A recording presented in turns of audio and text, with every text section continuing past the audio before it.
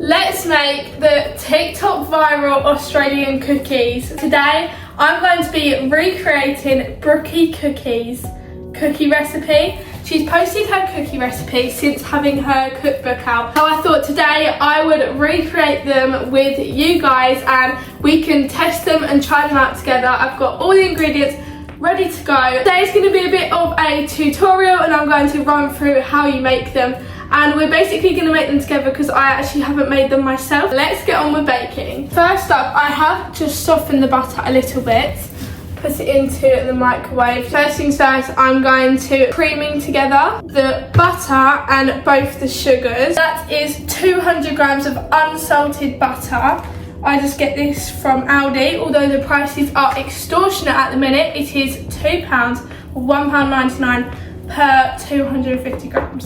I have 180 grams of light brown sugar here, so I'm just going to add that in as well. And then 80 grams of caster sugar going in. I'm going to give that all a mix. My favourite way to cream together my butter and sugars is to actually, I'll come and show you close up. You basically want to push it all down. Ignore the caster sugar lumps, I'm going to mix that all in, but push it to the sides of the bowls and it will soften the butter to then help mix it in with the sugar. Now that that is all mixed together, this is what it should look like. I'm going to add in my eggs and vanilla. It is 1 egg and I'll just do a dash of vanilla.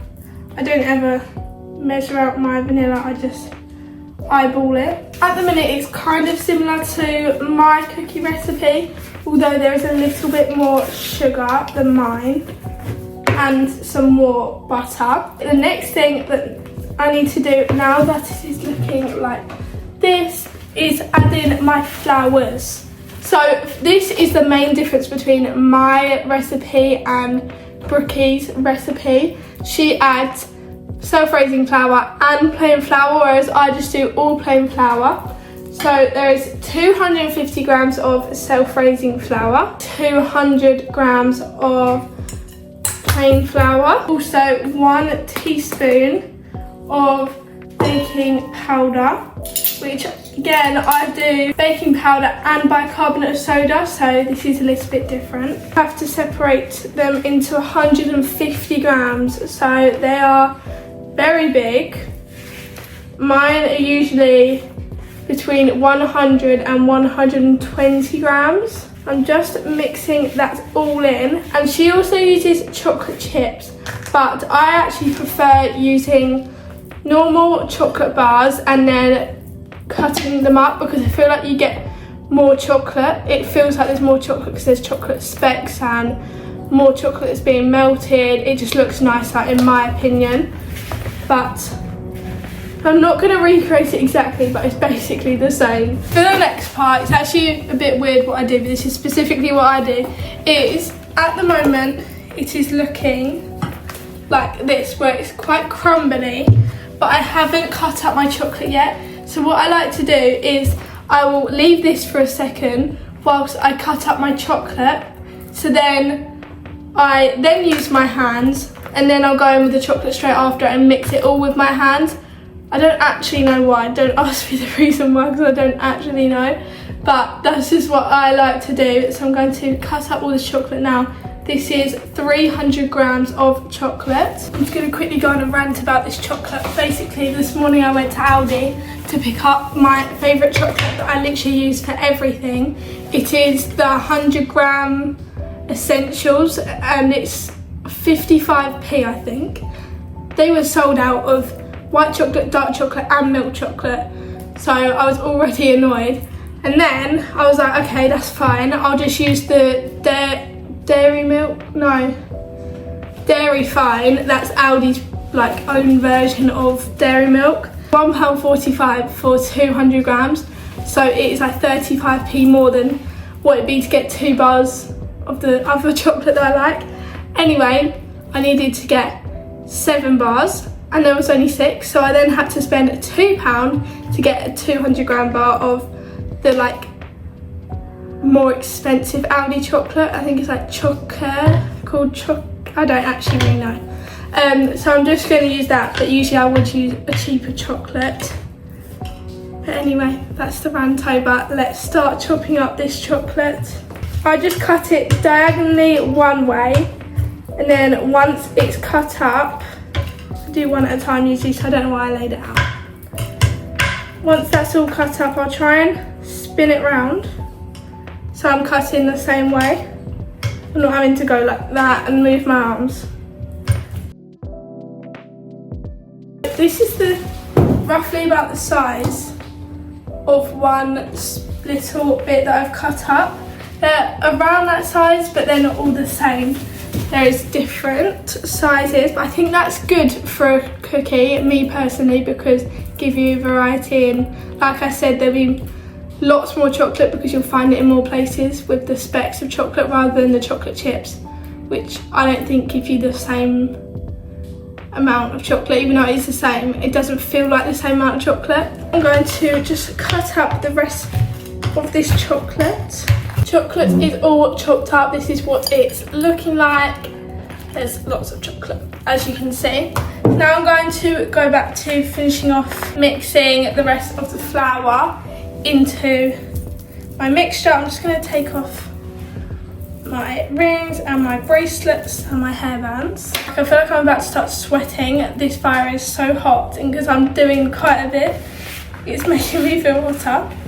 Anyway, I'm just basically squishing it like this and forming a dough like this. I find it's the best way to do it and the easiest as well. That has literally taken 1 minute and it is all done. There is so much. I'm going to add in my chocolate and give it another mix with my hands. I'm just using the same motion as I was for when I was mixing in the flour. This is what it should look like. I have got my scales. I got these on offer the other day for literally £4.50 from Sainsbury's. I'm just going to use them to measure out 150 grams. So that's a bit too much. That's 195. If you don't have scales, which hopefully you do, because you'll need to measure, because as I think I've already said before, baking is a science. So you need to get all the quantities right, otherwise it's not really going to work. This is the size of them. It's a lot bigger than my ones actually, so I'm scared to see how big they will grow out into. I need to freeze them for a little bit first because that helps to keep their shape. I'm just going to do the rest of these and then I'll be back before they go into the freezer. I'm literally like, I've gone red because I'm so hot. But anyway, they're all done now. This is so heavy. There is 8 and I'm going to put them into the freezer for half an hour. So you can either do freezer for half an hour or fridge for 3 hours. But I don't have the time to wait around for 3 hours. And quite frankly, I don't want to wait that long to eat these. So I'm going to put them in for half an hour. The cookies have been chilling in the freezer for half an hour. They obviously look exactly the same, but they're harder. So now I've got some baking trays ready. I'm just going to do 4 on each one and hope that they don't spread out too much that they touch. They shouldn't do. So these need to go into the oven for 10 to 15 minutes. So I'm going to check them at 12 minutes. They go on 180 degrees Celsius. I'm going to plate these and I'll be back.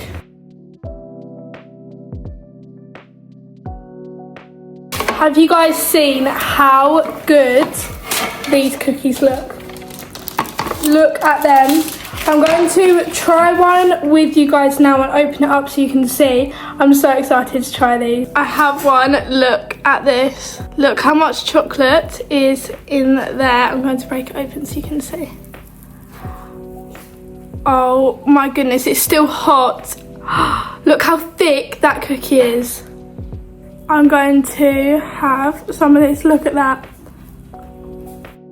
Oh my goodness, guys, that tastes absolutely amazing, especially when it's warmed up. That is the end of my tutorial on recreating Brookie cookies, viral cookies. If you like this video, please give it a big thumbs up and subscribe to my channel and click the notification bell so you don't miss any of my videos just like this one. Bye guys!